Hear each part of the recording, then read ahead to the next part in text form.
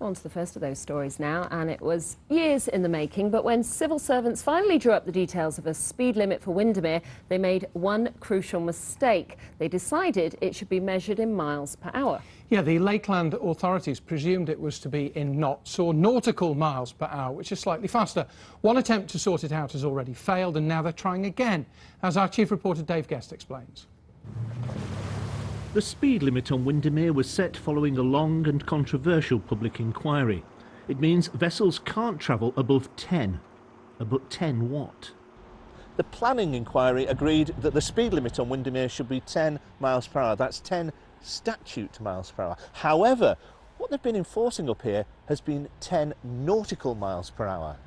It was a mix-up, and amazingly, through a 14-week inquiry, nobody spotted that error.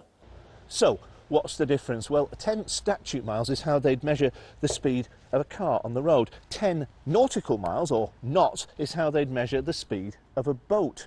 And there is a difference between the two. 10 knots is actually 1.5 miles an hour faster than 10 statute miles per hour. A difference of 1.5 miles per hour might not seem much, but to those who use Windermere, it means a lot. Take water skiers, for instance. This one's travelling at 10 knots, 11.5 miles per hour. But at 10 miles an hour, you really are starting to sink into the water and drag, and that makes it very, very hard to learn to water ski.